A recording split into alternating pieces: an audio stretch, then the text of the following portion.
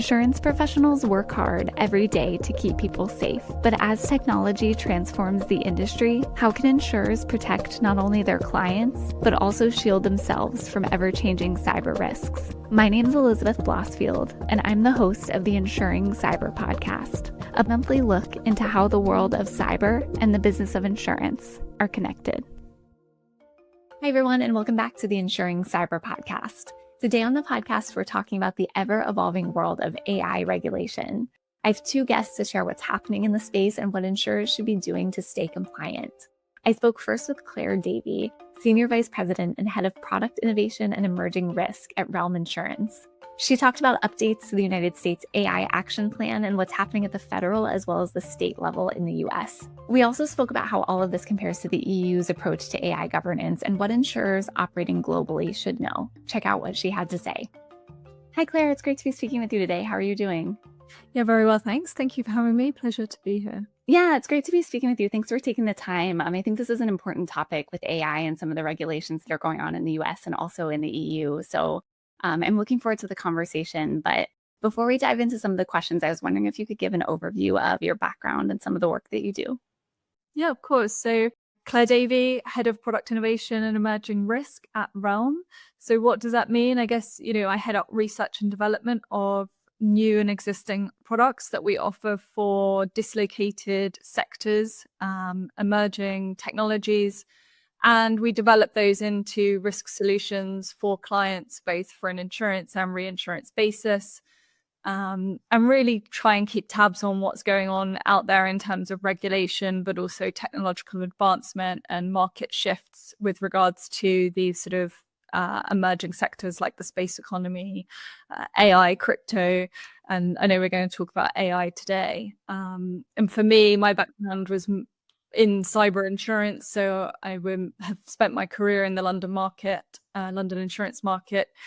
And I think having that background in errors and omissions, professional indemnity, and then cyber was really helpful then when it comes to thinking about artificial intelligence technology and how that works, but also how it informs risk postures and what the insurance industry can do to address it and manage it.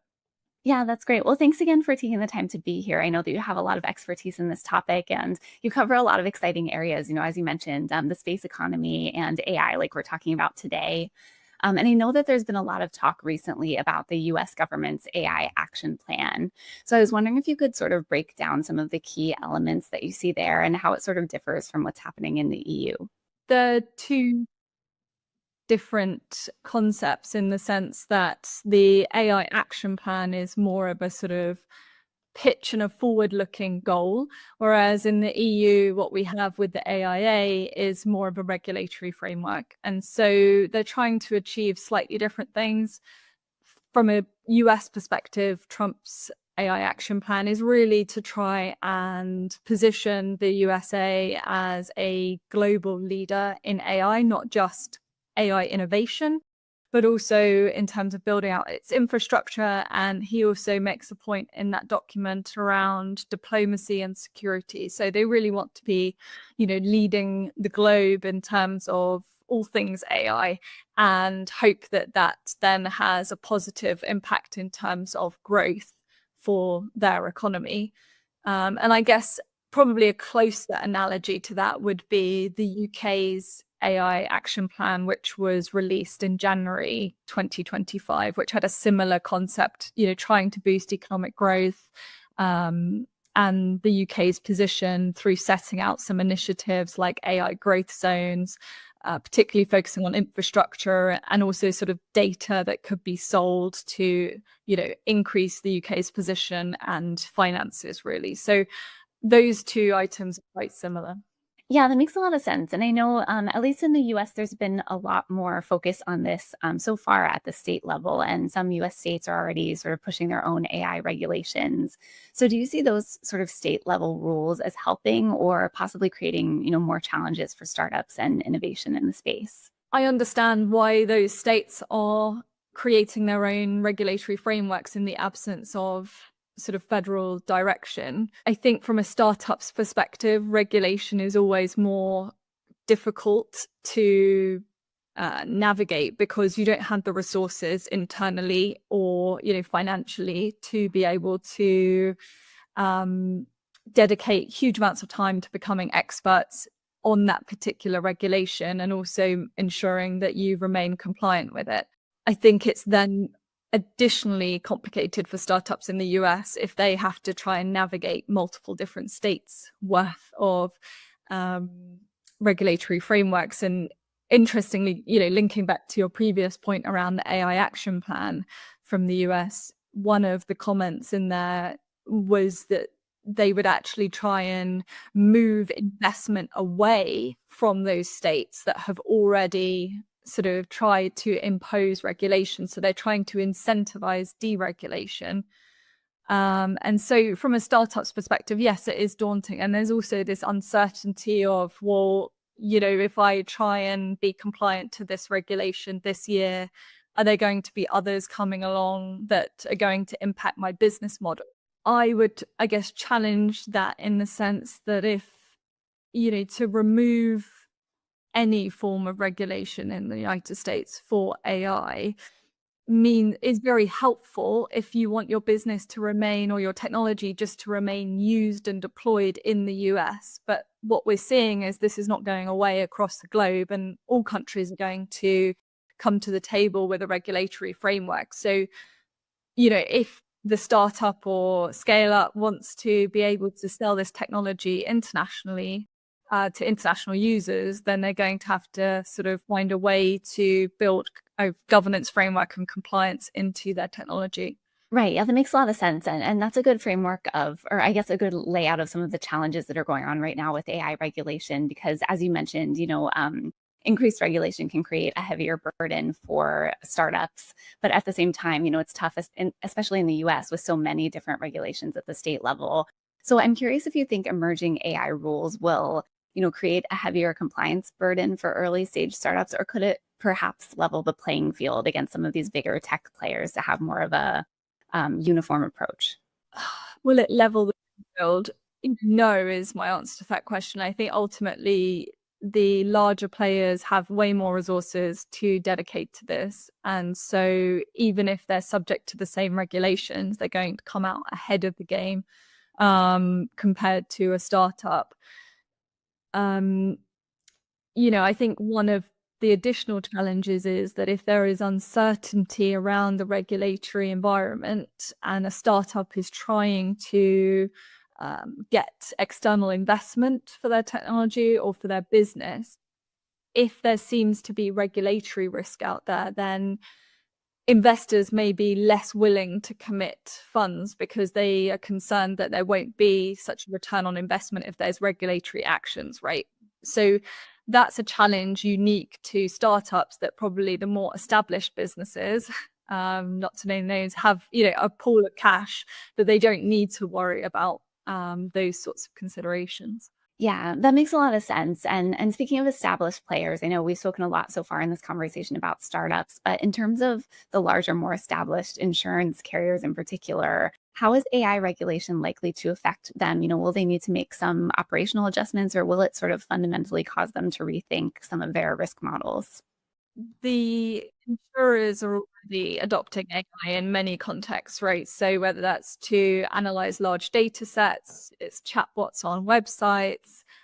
We also see sort of like applications being used to gamify customers' decision making. If we think of sort of health type risks, I think what we're going to see with regulation is a bigger focus on things like bias because of discrimination, but also privacy and transparency. And so when we look at insurance and the types of risks that they're covering, particularly at a consumer level, it's very personal, isn't it? It's financial information, it's health information. And I think that's going to impose a lot of concerns by regulators as to how insurers are using that sensitive data within AI technologies. And that's why we've seen a lot of, movement from bodies like the Information Commissioner's Office in the UK particularly, and then also the Financial Conduct Authority has offered kind of a sandbox environment in which insurers can develop these sort of AI technologies to test them in a safe environment. And interestingly, that idea was also taken and adopted into the US AI action plan that you referenced earlier. So I think the regulators are aware that this is going to become more of a problem and need to get their arms around it. But I would say, it's not necessarily new for insurers to be using it. Right. Yeah. And you've spoken a lot about silent AI risks as well. Can you talk about what silent AI is and why should industries like insurance be paying close attention to that? Yeah, I guess there's two concepts here, isn't there? Sort of silent AI risk within a business. So, you can't see AI performing its tasks, whether that's perhaps like agents in a cybersecurity sense, or it could be sort of machine learning data that's being inputted. And then we have silent AI risk as the insurance industry understands it, which is probably a step on from silent cyber that we had around sort of 2017 era. And so what that means is that insurers are essentially committing to these insurance policies with policyholders who may be utilizing AI technologies or developing them themselves. But the insurers are not necessarily asking the right questions to understand how these AI technologies are being used and how they are also being sort of governed and controlled. And then it is also uncertain within most insurance policies now as to whether that sort of exposure is covered. And so what we don't want to see from an insurance standpoint, but also the regulators don't want to see, is sort of dispute as to what is covered or not, and having legal cases go to court to kind of try and establish that. We kind of want, particularly when we think of these innovative startups and tech developers, we want them to feel that their innovation will be resilient and there is a safety net if things go wrong from a regulatory standpoint. And so it's helpful when insurance policies provide that clarity for them. Yeah, that clarity is important, especially when, AI spans such a breadth of I guess, areas. And, we're talking about more uniformity just in terms of regulation, but you want it also in terms of your own deployment of these AI tools. And then kind of given everything that we've talked about so far, I'm curious what your advice is to established insurers and also insurtech startups to sort of stay on top of all of the current AI regulatory trends. And what are some of the most important steps that they should be taking right now? I think it's just moving fast, isn't it? And it's difficult to keep up because every day there's a different news story. And I do think there are some great sort of courses, qualifications out there. The AI governance professional one is very good from the IAPP. I would recommend that to sort of keep up to date and, CPD wise. But I think within the business, the most effective way to get a handle on this, to sort of strategize as to how it's going to be used, but also to make sure it's implemented correctly and safely, and then, react to any changes, is to have a sort of multidisciplinary committee that are overseeing these projects. Now, whether that is a lawyer, an IT security person, it could also be someone in teams that are utilizing that AI technology, so that you have, multiple stakeholders to give informed opinions. I think that's definitely, the best practice that we're seeing at the moment. So I guess they would be my sort of top tips so far. Yeah, that's great advice, having that collaboration and communication so you can all learn from each other as you get your hands on this. And this has been a great conversation. I've learned so much from you. So hopefully our listeners have too. And, thank you so much for taking the time to be here. No problem at all. It's been a great conversation. Thanks, Elizabeth. Next, I spoke with Peter Dugas, Executive Director at Capco, about some of the challenges of complying with various state-level AI regulations in the US and how insurers can manage all of the changes. We also discussed how they're managing third-party AI risk, their own use of AI internally and among their policyholders, and the importance of defining what AI risk actually even means before trying to regulate it. Here's our conversation. Hi, Peter. It's great to be speaking with you. How are you doing? I'm doing great. Thank you for having me. Yeah, thanks for taking the time. I'm really looking forward to this conversation, and I know you have a lot of expertise in the topics we're discussing, so I can't wait to dive into it. But before we get to some of the questions, I was wondering if you could just talk a little bit about your background and some of the work you do. Sure. So I'm an executive director here at Capco. We're a global consulting firm. I run the Center of Regulatory Intelligence in Washington, D.C. on behalf of the firm. What we do and I do is monitor for changes to laws, rules, and regulations that affect financial services and insurance industries and help them to articulate and understand exactly not only what the regulations are, emerging regulations, and what the potential impact may be. Awesome. Well, again, I'm really glad that you're here. I'm excited to pick your brain about some of these topics because I know that AI regulation is an evolving area that a lot of insurers are paying attention to. And I've heard that one of the big challenges with AI is that there isn't really clear alignment among regulators about what kind of risk it actually is. So I was wondering if you're seeing that as well, and why is defining the type of risk important before deciding how to regulate it? Yeah, I'd say for their insurance industry specifically, really, states are taking a risk-based approach, meaning not all risks are the same. So from that perspective, really, they're trying to understand what the specific risk is to everything from lines of business, so lines of insurance, to potential areas like life insurance and unfair business practices or biases, as an example. They're also trying to understand potentially, which is the greatest risk right now for the insurance industry, is third-party risk. So if you think about third-party data, you think about third-party models, you think about third-party capabilities from a vendor standpoint that enable insurance companies to use artificial intelligence. The challenge really from a regulatory perspective is the fact that many insurance regulators don't have direct supervision over these third parties. And so from that perspective, it creates a greater risk, especially things like predictive analytics is a perfect example. So the insurance company may be using predictive analytics in a good way and, understands the risks associated with managing and mitigating those risks.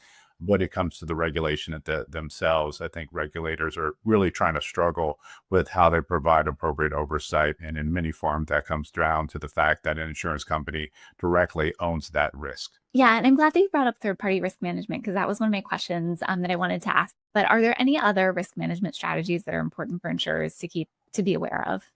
Yeah, it's starting to become a little bucketed, meaning, you have third-party data, which insurance companies are relying upon or using if they have to validate some of their existing data or buy new data where they may not have specific areas, either of expertise or relevant data over a historical period of time in which to train the models. Then, speaking of models, there's the training of those models and the risk associated with those third parties. But how that's being mitigated now is really through a number of areas. One is through due diligence. So insurance companies really have to dive into understanding the company itself, or what they're selling, the delivery mechanism, the data underlying the models that they're using, what the training and outcomes are, and whether that fits with what the vendor is selling to the insurance company. And that's particularly important when you're really trying to do things like testing outcomes. So if the vendor associated with, that third party is selling you a certain product or service, you need to be able to test that and be able to understand whether the outcomes meet those tests. And then there's also other issues related to investigations. As an example, you want to make sure that when there's an investigation by insurance or other regulator, that effectively that third party will agree to conduct a series of investigations associated with that regulator to ensure, in fact, you meet those obligations. And another bucket to think about, which many don't, is who owns the regulatory requirements. So as there are state-based regulations that have specific requirements for those vendors or the insurance company specifically, is making sure that the insurance company validates whether the vendor understands the requirements and actually complies with those state-specific requirements. Yeah, and that's a great framework for insurers to kind of manage this third-party risk because I know it's pretty prevalent. And you mentioned the state level regulations as well. I know a lot of states have, emerging AI regulations in the US. So is that creating any challenges for insurers because compliance kind of varies from state to state, or how should they be navigating all of that? Yeah, it is becoming a challenge because at the federal level there's less really regulation or requirements. You see some from the FTC, you see some from NIST as far as regulatory frameworks, but not necessarily regulatory requirements. So at the state level, yes, states like California, Colorado, and New York are really being aggressive when it comes to state both laws as well as state regulation. So that's creating a challenge. So the way we're encouraging our clients to think about it is really relying upon their trade associations like ACLI. That's a great association who's really been on top of the regulation of artificial intelligence and advocating on behalf of the industry, really relying upon them. But then there's also their regulatory surveillance network. So in many instances, insurance companies have regulatory surveillance programs in place, which means they have a program to monitor for changes of laws, regulations, guidance, really anything that applies to the insurance company, not just as an insurer, but also as a business. So we're encouraging insurance companies to not just look at AI, also look at things like information security, cybersecurity, which I know you're really passionate about on the cyber side, but then also areas like privacy, as well as potential things like model validation. So increasingly, it's not just AI specific regulation, it's all those associated areas that insurance companies have to really model and then assess for whether there is is or is not an impact. And I think the other thing to think about is, really relying upon their things like law firms, their consulting firms to really keep them informed as well. Yeah, that makes sense to take a sort of well-rounded approach, I guess, because there's so many intersections with all of this. It's not just AI, like you mentioned. And I know we talked about third-party vendor risk kind of on the outside, but now looking internally, I know that you've also spoken about how many insurers don't really have a ton of visibility into how AI is being used internally or among policyholders. So, what's creating some of those blind spots in the industry, and what are some of the steps that insurers can take to fill those gaps? Sure. A couple of specific examples recently you probably saw in the news related to when it comes to automotive, as an example. If you looked at some of the vendors or companies that have rental car programs in place, they're increasingly using AI to assess whether there's been damage to the vehicle for the rental car company. And so because of that, that's extending to automotive insurance. Because in many of the news reports, you can see many of the consumers really being upset, saying this damage is outrageous. It really isn't legitimate. There's only been a scratch to the vehicle. So not only does the consumer face a challenge, but also the automotive insurer as well. Other things include like healthcare. So while it's great that doctors are increasingly able to use AI specifically to identify things like cancer earlier in the process, it's been good and it's been bad. What the data has been validating is that means that many instances the doctor is over reliant upon that data and over reliant upon AI. So because of that, over a period of time, they become less reliable. And sometimes the underlying data that the AI uses to train the model to identify cancer may not be as accurate as would be interpreted earlier on in the process. So over a period of time, that data is not sufficient enough to validate whether in fact that individual has cancer. So there's been a number of areas where I think insurance companies really need to understand how their consumers are using it, but then also how the commercial companies that they insure are using it as well. Another specific example is when it comes to travel insurance. So increasingly, we've seen airlines say they're going to use AI for everything from pricing to establishing flights. That is great in many ways because they can reduce costs, they can become more efficient. But the challenge increasingly is, these are early days in many instances for them to be able to provide accurate, pricing or forecasting for potential flight paths. And so because of that, there may be significant delays. And so our travel insurance would have to kick in over a period of time. And, initially it may increase the overall cost to both the consumer and the insurance company for travel insurance, as an example. Yeah, that's interesting in the travel insurance space as well. There's obviously so much to consider in any area of insurance. And I know that insurers are kind of managing AI in different ways. You see some of them creating AI specific programs, while others are trying to retrofit old systems to make it work with AI. What do you see as, the strengths and challenges of these approaches, or how can insurers kind of go about assessing which approach is best for them? Yeah, I think for us, because I'm more in the risk and compliance space, I think I jumped to that framework, which is really having a governance framework holistically or enterprise-wide across an insurance company has been particularly important. We've seen just because AI has touched so many aspects of products, services, delivery mechanisms, and just general operations of insurance companies. But to a certain extent, it also needs to be tailored. In other words, if the insurance company is AI light, really how much risk is there associated with using AI? Hard to say.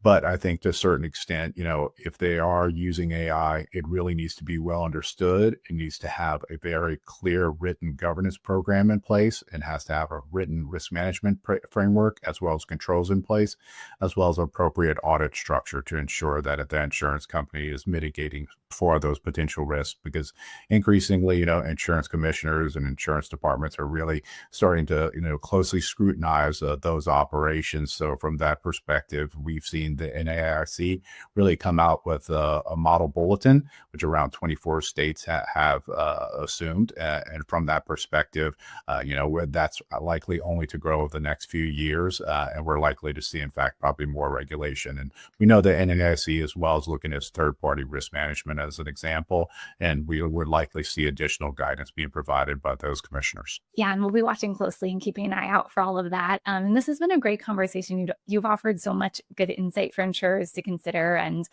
given everything that we've talked about, is there anything else you would add or any other advice you would give to insurers for just managing such a changing environment? Really, it's about education. I think everyone's really trying to understand what the opportunities are, but also what the risks are.